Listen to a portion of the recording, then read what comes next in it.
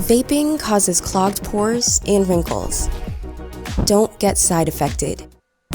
Once I figured out that Shopify was a thing, I never turned back. I can create a site with my eyes closed.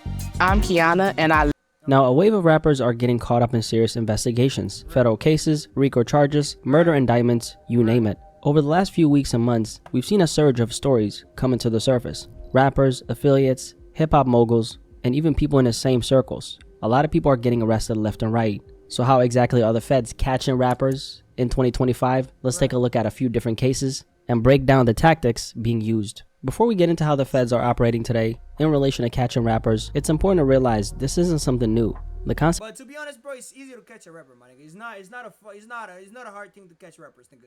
These niggas literally go right. This niggas literally go on their music and start rap about what they did, nigga. Literally giving self snitching on themselves. Like, it's not a fucking nigga. If academics out here on live, nigga, breaking down how somebody, nigga, breaking down fucking cases, nigga. If the CIA or whatever, FBI, whatever is investigating, do not catch this niggas, like, bro, they just like slow or they just faking it. I don't fucking know, my nigga, because it's easy to catch a fucking rapper. Like, this nigga's literally self snitch every single time. The concept of hip-hop police has been around since the late 90s. It all started after the death of the notorious B.I.G. when the NYPD formed a special task force focused solely on rappers. This wasn't just regular surveillance. This was a dedicated unit monitoring hip-hop artists, their lyrics, their movements, and the people around them. The goal? To crack down on the growing violence that was being linked to hip-hop culture at the time. Now, that was back in the late 90s, and a lot has changed since then. Technology has obviously evolved, and so have the methods. Back then, the hip-hop police had to physically follow artists around, but today, they don't even need to leave the office. Cell phones have become the biggest game changer. From location data to text messages, call logs, and even deleted content, phones are helping solve crimes in ways that were never possible before. Rapper YNW Melly was one of the most promising new voices in Florida. I ain't gonna lie, nigga, like, hey, well, for example, YNW, I got murdered on my mind. Like, he literally snitched, my nigga. Even though there's not enough proof to, like, put the nigga in jail, but, like, nigga, what are you rapping about? Like, why would you make a song after you kill somebody? Take K, my nigga. So many of niggas are part of this list. Like, bro, like, if you did something, you don't gotta tell us you did it, my nigga. I get it. You ran out of bars or something and you just want to rap about it, but, like, nigga, you gonna end up in jail and then your life is cooked. Rap. When everything changed for him in 2019, he was charged with the double murder of two of his closest friends, Christopher Juvie Thomas Jr. and Anthony Sack Chaser Williams. But this wasn't just a why does nigga look like Rakai? I'm joking. Typical investigation. Prosecutors didn't rely on just witness statements. They brought in an FBI expert to analyze cell phone data, which turned out to be one of the most crucial pieces of evidence. Surveillance footage showed Melly and the two victims leaving a studio together in a Jeep, and phone records placed them in a desolate area shortly after, an area where police now believe the murders actually happened. The data also showed that Melly was with the victims just minutes before they were dropped off at the hospital, already dead. Despite the defense arguing that phones were shared among the group, the prosecution used text messages, timestamps, and location data to build a digital timeline that painted a very different picture. Even though Melly's case started years ago, it's still unfolding in 2025, and it shows just how advanced these investigations have become. Aside from the YNW Melly case, these same tactics are being used in brand new cases, including one that just made headlines. But I ain't gonna lie, nigga, fuck all that, right? I don't know really about, like, the Melly song. I heard his friends, like, betrayed him or some shit like that. But my nigga, there's no way, like, you're okay after killing two niggas, my nigga. Like, there's no way you go to sleep well, my nigga. There's no fucking way, nigga. You gotta be a different type of nigga, bro. That's how I always say King Von's a different type of nigga. Like, bro, you gotta be a fucking evil nigga, bro. Go to sleep after you kill two niggas, especially, like, your friends. This nigga look like Lil Durk. What the fuck? If Lil Durk start eating cheeseburgers and shit, he would look like this. Involving rapper Yella Beezy. On March 20, just over 2 weeks ago, Yella Beezy, real name Marquise Conway, was officially indicted on murder charges in his hometown of Dallas. The indictment accuses him of hiring Keywan White, the man identified as the shooter, to kill North Dallas rapper Mo3, whose real name was Melvin Noble. On November 11, 2020, around 11 a.m., Mo3 was driving on a Dallas freeway when he realized he was being followed. Mo3 eventually stopped his car in the center lane of the highway, trying to escape the threat. A man wearing a ski mask, later identified as Keywan White, was tailing him in a black Chevy Camaro. Keywan White then got out of his car with a rifle and chased Mo3 on foot in broad daylight. Chasing a nigga in the highway with a gun, that's bogus, my nigga. That is fucking bogus. And why did he get out the car? He should have waited and fucking run that nigga over. Why did he get out the car? Keywan White then got out of his car with a rifle and chased Mo 3 on foot in broad daylight as traffic came to a stop. Mo 3 shortly before tried to grab a weapon from his vehicle, but couldn't get to it in time, and so he ran. Shortly after, at approximately 11:56 a.m. that day, police responded to the shooting. Witnesses saw Keywan White fire multiple rounds, striking Mo 3 and even hitting other cars. One bystander was injured. Like, this is a type of goofy ass nigga. What the fuck would you shoot somebody daylight, nigga?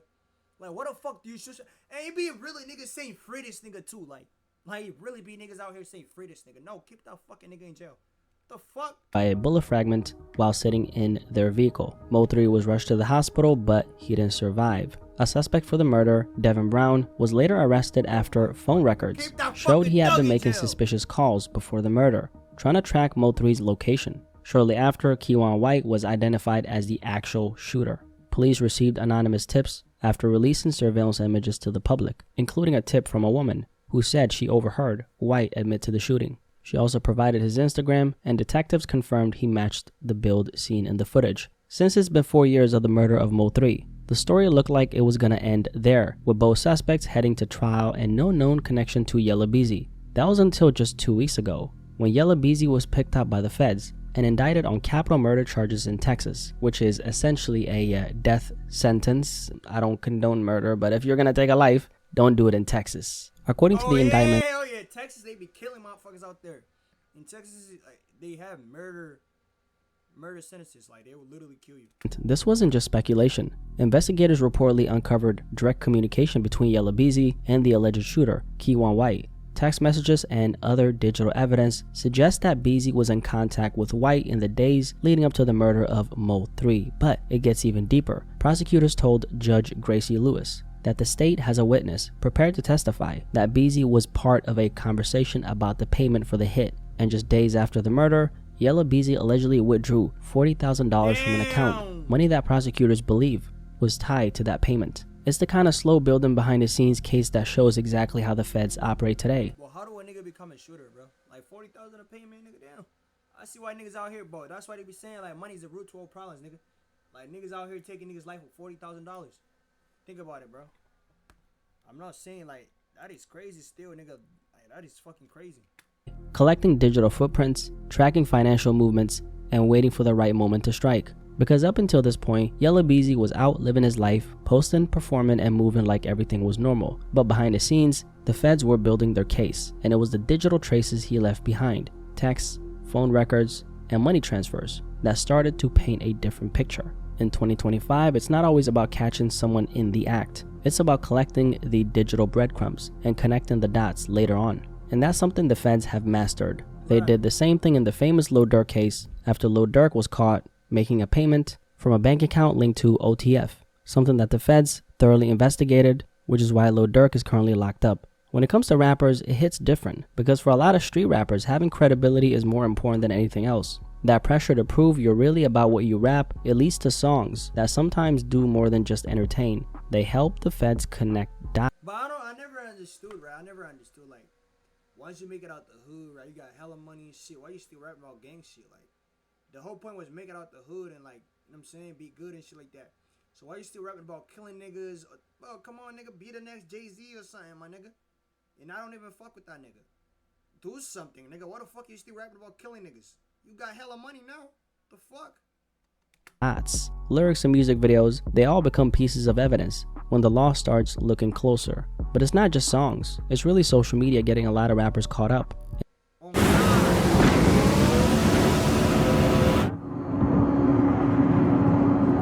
In the now famous YSL RICO case, the indictment specifically pointed to social media content as evidence of real criminal activity and gang ties. It even included screenshots of posts where Young Thug was seen wearing red, flashing gang signs, and referring YSL, which prosecutors labeled a criminal organization. In other words, the feds were treating these posts like digital confessions. They also used wiretaps to capture private conversations involving Young Thug, and in one of them, prosecutors say Thug asked his associates, "Y'all ain't beat him up or shot him yet?" before adding, "Y'all niggas getting soft." This exchange was listed in the indictment as What the fuck? This nigga said that?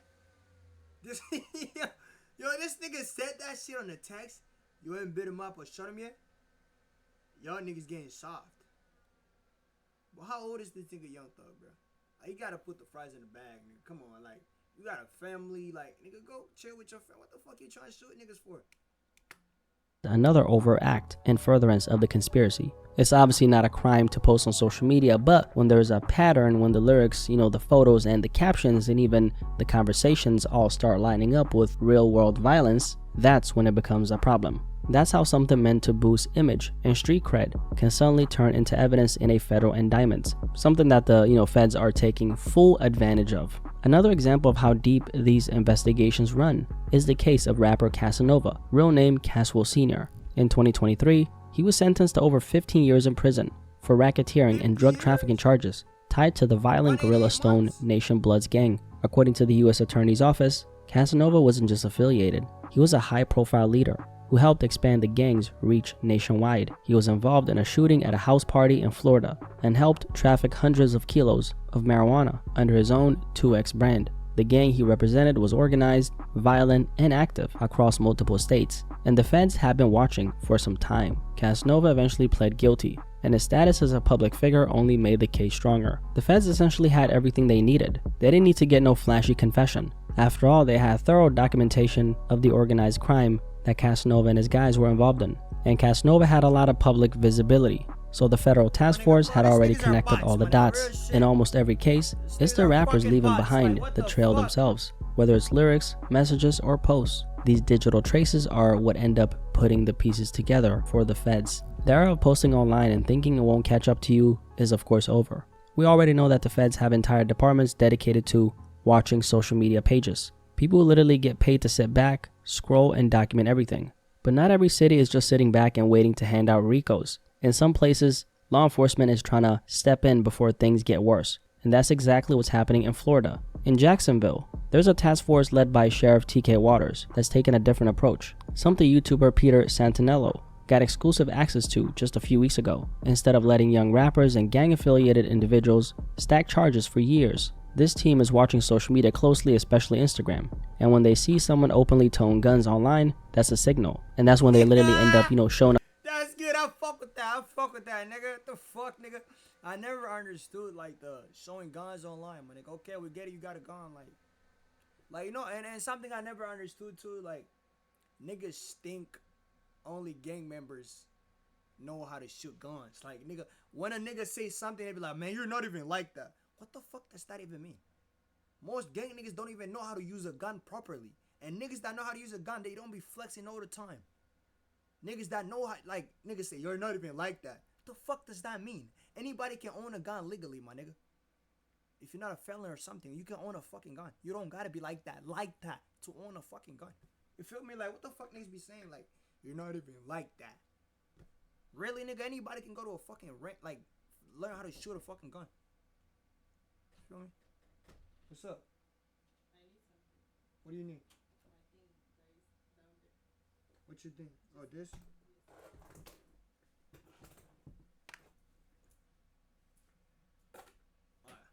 You know what I'm saying, bro? Up to your house with paperwork warning you that if you don't stop, you will be arrested. It's what they call proactive policing, a way to intervene before the violence actually goes down. In about half of these cases, the warning actually works. They take it seriously and change direction. But the other half, they keep pushing. And by that point, it's already too late. The feds, of course, have been watching. The evidence is stacking up and the case is building itself. They let him post, they let him brag, they let the crimes pile up until one day they show up with a stacked case against them. A lot of stuff that they do is they follow these guys on Instagram Live. They understand what's going on. They hear about things that are going on. That we interdict them before they get a chance to go do bad stuff. At the end of the day, this isn't just about rap music. It's about how closely the streets, the internet, law enforcement, and everything in between is connected in 2025. Oh, this is about also fucking innocent people dying, nigga. Like, innocent people dying off this niggas killing, shooting each other. Like, people are being traumatized, nigga. Little niggas not knowing, like, do I gotta pick a gun and protect myself or keep going to school? Like, this is fucked up.